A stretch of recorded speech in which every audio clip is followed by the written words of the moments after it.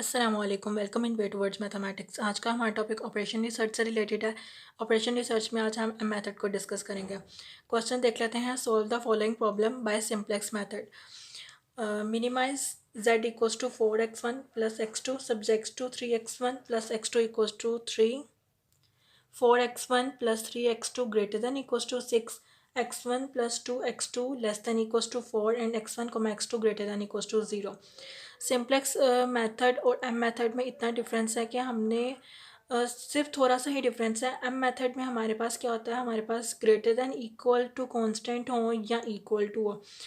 Simplex में मैंने आपको बताया था कि आपके पास सारे जो होते हैं ना कांस्टेंट्स जो होते हैं सारे वो लेस देन इक्वल टाइप में होते हैं।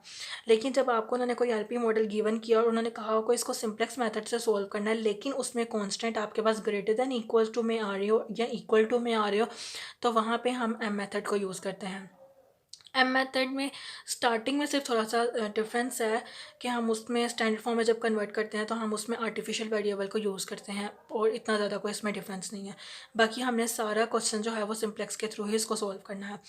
तो स्टैंडर्ड फॉर्म में कन्वर्ट कर लेते हैं। स्टैंडर्ड फॉर्म में कन्वर्ट करते हैं तो हमने देखना है कि हमारे पास क्वेश्चन किस में था। मिनिमाइजेशन केस में था। मैंने आपको बताया था कि जब भी आपका क्वेश्चन मिनिमाइजेशन केस में हो तो आपने उसको मैक्सिमाइजेशन में कन्वर्ट करना है। मैक्सिमाइजेशन में कन्वर्ट करने के लिए हम क्या करेंगे, हमारे पास जो इक्वेशन है उसको हम मल्टीप्लाई कर देंगे माइनस के साथ। ये जो z वाली हमारे पास z हमारे पास है ना, तो इसको हमने माइनस के साथ मल्टीप्लाई करवा देना। तो ये मेरे पास आ जाएगा -4x1 -x2। अभी आपने 0x1 और 0x2 को नहीं देखना, जब हमने यहाँ पे करना है तो फिर इसको ऐड करेंगे। सब्जेक्ट टू में देख लेते हैं। हमारे पास 3x1 प्लस x2 इक्वल आ रहा है 3 के। तो जब जो मेरे पास इक्वालिटी वाली होती है ना, उसमें ना हम स्लैक और सरप्लेक्स वेरिएबल को यूज़ नहीं करते, हम उसको एज इट इज़ लिख लेते हैं। तो मैंने यहाँ इसको एज इट इज़ लिख दिया 3x1 plus x2 equals to 3। उसके बाद हमारे पास नेक्स्ट इक्वेशन है 4x1 plus 3x2 greater than equals to 6। तो यहाँ पे हम एक सरप्लेक्स वेरिएबल को सब्ट्रैक्ट करवा देंगे। मैंने आपको बताया था ना कि जब हमारे पास less than equal type constant होते हैं तो वहाँ हम स्लैक वेरिएबल को ऐड करवाते हैं, और जब ग्रेटर दैन इक्वल टाइप हों तो हम वहाँ पे सरप्लेक्स वेरिएबल को सब्ट्रैक्ट करवाते हैं। तो ये ग्रेटर दैन इक्वल है तो मैंने यहाँ पे एक सरप्लेक्स वेरिएबल को सब्ट्रैक्ट करवा दिया। बाकी मैंने 6 ऐसे ही लिख दिया। नेक्स्ट हमारे पास लेस दैन इक्वल है तो यहाँ पे हमने स्लैक वेरिएबल को ऐड करवा दिया और 4 मेरे पास आ जाएगा यहाँ पे। अब जब मैंने स्लैक और सरप्लेक्स वेरिएबल यूज़ कर लिए हैं तो यहाँ पे हमने 0s1 प्लस 0s2 भी लिख देना है।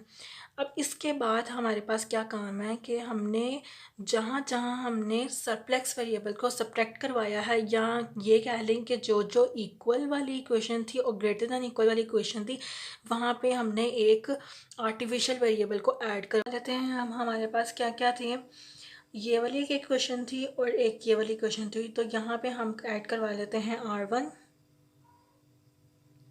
और यहाँ पे हम ऐड करवा लेते हैं r2।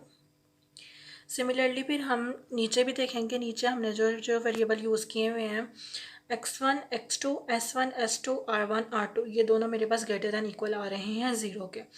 अब जब मैंने आपको बताया था कि जब आपने यहाँ पे वेरिएबल को यूज़ किया तो वो वेरिएबल यहाँ भी होने चाहिए। तो यहाँ पे हम क्या करेंगे, हमारे पास केस मैक्सिमाइजेशन का है ना, तो मैक्सिमाइजेशन का है तो हम यहाँ पे सब्ट्रैक्ट करेंगे MR1 को एंड MR2 को। हर दफ़ा आपने ऐसे ही करना है, m को मल्टीप्लाई करना है r1 के साथ और उसको सब्ट्रैक्ट कर देना। यानी कि अगर सिर्फ r1 यूज़ हो रहा है तो m को मल्टीप्लाई कर देना r1 के साथ। अगर r2 भी यूज़ हो रहा है तो m को मल्टीप्लाई कर देंगे r2 के साथ और उसको भी सब्ट्रैक्ट करवा देंगे। यहाँ तक करना। उसके बाद हम क्या करेंगे, नेक्स्ट हमने करना है कि हमने नंबर ऑफ़ इक्वेशंस देखनी है। नंबर ऑफ़ इक्वेशंस मेरे पास हैं 1 2 3 इक्वेशंस हैं। नंबर ऑफ़ इक्वेशंस को हमने कह दिया m। अब हमने देखनी है नंबर ऑफ़ वेरिएबल्स कितने हैं, 1 2 3 4 5 6 वेरिएबल्स हैं और वेरिएबल्स को हमने कह देना है n। अब n में से हमने माइनस करना है m को, तो मेरे पास आ जाएगा 3।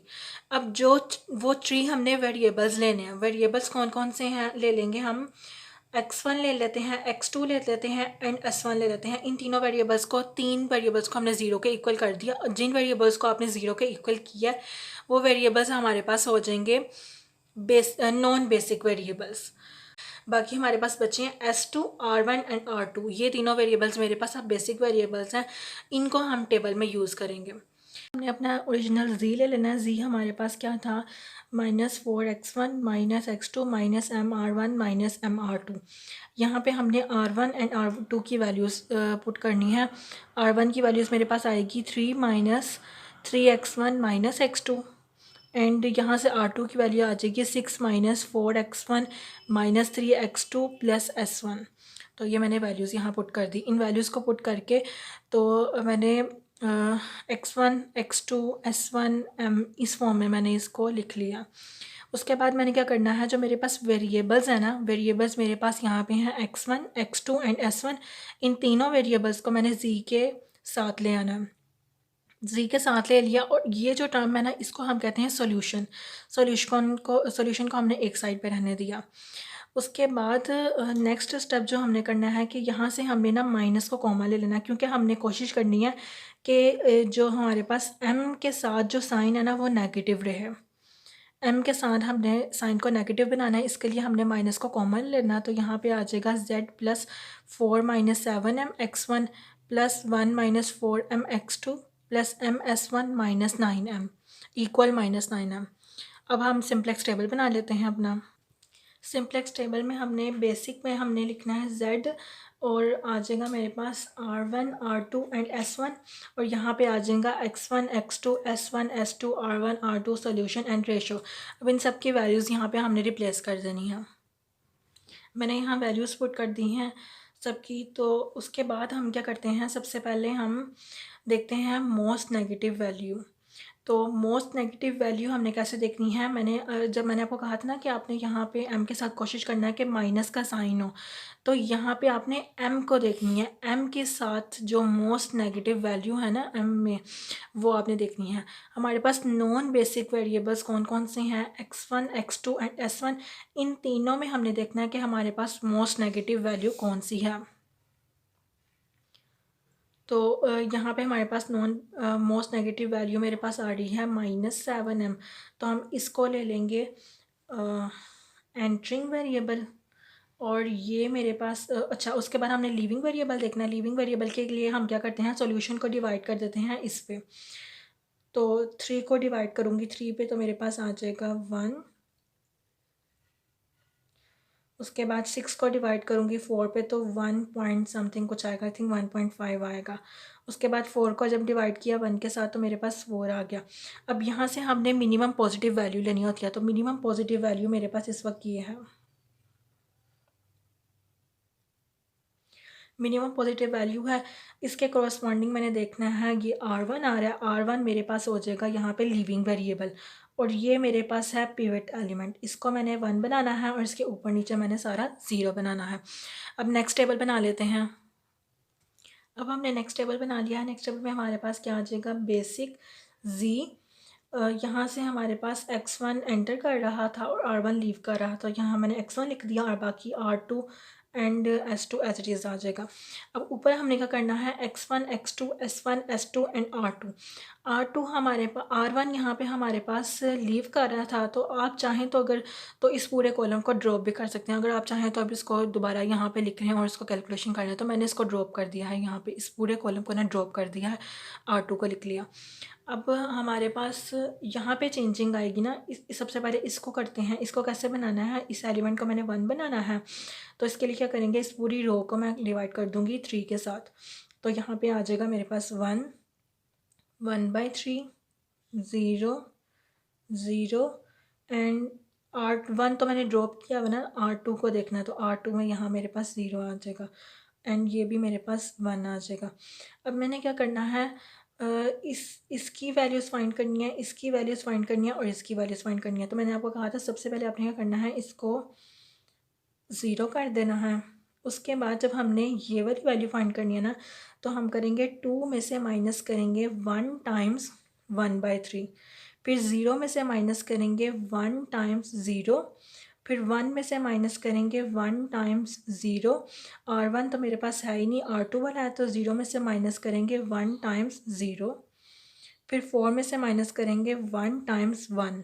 इस तरह करके तो हमने अपनी पूरी वैल्यूज़ निकाल लेनी है। मैंने वैल्यूज़ को सॉल्व करके लिख लिया है यहाँ पे। इन दोनों को लिख लिया है। अब मैंने ना सिर्फ ये वाली वैल्यूज़ लिखनी है। तो ये देखिए मैंने कैलकुलेशन भी कर दी है, मैं आपको कैलकुलेशन दिखा भी देती हूँ। ये वाली वैल्यूज़ कैसे आएंगी मेरे पास, जब मैंने ये वाली वैल्यू करानी है तो 1 - 4 m में से माइनस करूँगी 4 - 7 m टाइम्स 1/3। तो ये देखें, इसको मैंने प्रॉपर सोल्व किया, सोल्व करके तो मेरे पास आ रहा है -1/3 -5/3 m। तो इसको यहाँ पे लिख लेते हैं, -1/3 -5/3 m। उसके बाद नेक्स्ट मैंने ये वाली वैल्यू लिखनी है। तो इसके लिए मैंने क्या करना है, m में से माइनस करना है 4 - 7m टाइम्स 0। तो यहाँ पे मेरे पास आ रहा है m। फिर जब मैंने ये वाली वैल्यू फाइंड करनी है तो 0 में से माइनस करना है 4 - 7m टाइम्स 0। तो यहाँ पे मेरे पास आ जाएगा 0। r1 को मैंने ड्रॉप किया हुआ है, इस बात से फिर r1 की वैल्यू नहीं आएगी। r2 में मेरे पास है 0 में से माइनस करना है 4 - 7m टाइम्स 0। तो यहाँ भी मेरे पास आ जाएगा 0। उसके बाद नेक्स्ट ये सॉल्यूशन वाली वैल्यू निकालनी है। तो इसके लिए क्या करेंगे, -9m में से माइनस करेंगे 4 - 7m टाइम्स 1। तो ये देखें, इसको मैंने ये सॉल्व किया तो मेरे पास आ रहा है -4 - 2m। तो यहाँ लिख देंगे इसे -4 - 2m। अब हमने देखना है, टेबल हमारे पास कंप्लीट हो गया। अब हमने देखना है कि हमारे पास यहाँ पे नॉन बेसिक वेरिएबल्स में मोस्ट नेगेटिव वैल्यू कौन सी है। तो ये 3 नॉन बेसिक वेरिएबल्स हैं मेरे पास, इसमें मोस्ट नेगेटिव वैल्यू आ रही है m के साथ, ये -5/3। तो हम इसको कर लेते हैं कि हमारे पास ये है एंटरिंग वेरिएबल। अब हमने देखना है लिविंग वेरिएबल कौन सा है। लिविंग वेरिएबल के लिए क्या करते हैं, हम सॉल्यूशन को डिवाइड करते हैं इस कॉलम पे। तो 1 divided by 1/3, 2 divided by 5/3 and 3 divided by 3/5।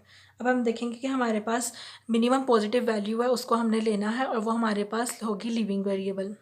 ये देखें वैल्यूज़ आई है 3, 1.2 एंड 5। तो मिनिमम पॉजिटिव वैल्यू मेरे पास ये है 1.2।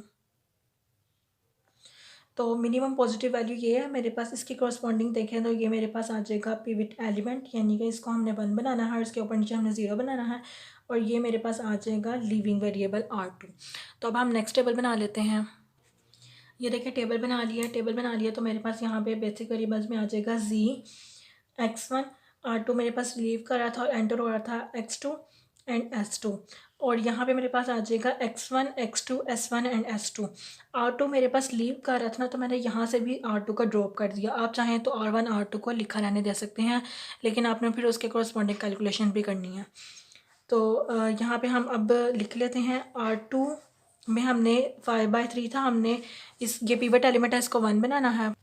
इस पूरी रो को मैं 5/3 के साथ मल्टीप्लाई 3/5 के साथ मल्टीप्लाई करवाने लगी हूँ। तो जब मैं 0 को मल्टीप्लाई करूँगी 3/5 के साथ तो मेरे पास यहाँ पे आ जाएगा 0, यहाँ पे आ जाएगा 1, यहाँ आ जाएगा -3/5 एंड यहाँ पे आ जाएगा 0। और 2 को जब मल्टीप्लाई करूँगी 3/5 के साथ तो मेरे पास आ जाएगा 6/5।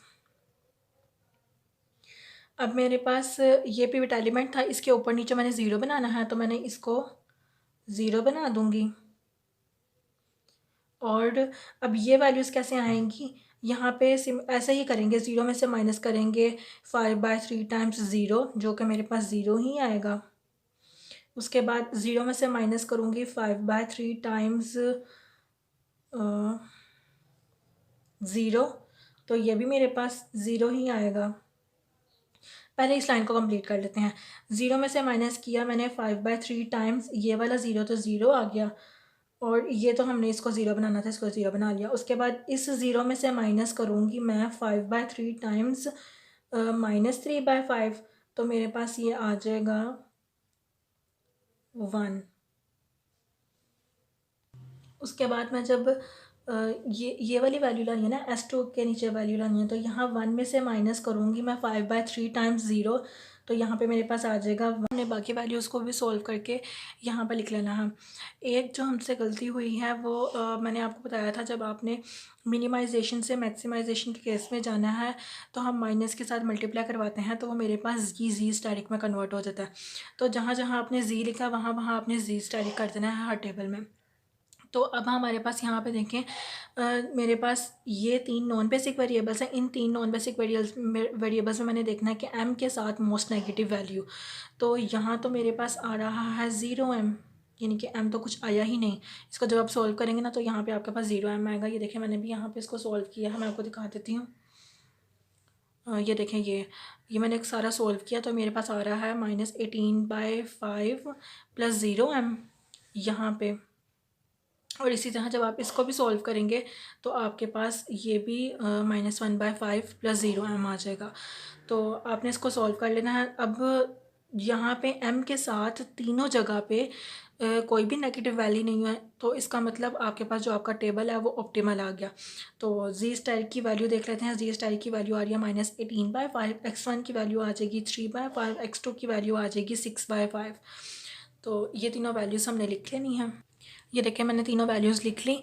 उसके बाद जी स्टैटिक को हमने कन्वर्ट करना है जी में, क्योंकि हमारे पास तो क्वेश्चन में जी गिवन था, जी स्टैटिक तो नहीं था गिवन, तो इसलिए हमने इसको जी में कन्वर्ट करने के लिए हम क्या करेंगे, माइनस के साथ मल्टीप्लाई कर देंगे। तो मेरे पास जी आ जाएगा 18/5, x1 आ जाएगा 3/5, x2 आ जाएगा 6/5। ये हमारे पास आ गई, आंसर आ गया ये हमारे पास। तो अब हमने देखना है कि हमारे पास आंसर ठीक आया कि नहीं आया। तो इसके लिए आप वेरिफिकेशन कर सकते हैं, ओरिजिनल जी लेके उसमें वैल्यूज़ पुट कर दें और ये दोनों अगर इक्वल आ गए तो इसका मतलब आपका आंसर बिल्कुल ठीक आया। उम्मीद है आपको अच्छे से समझ आई होगी। Thank you.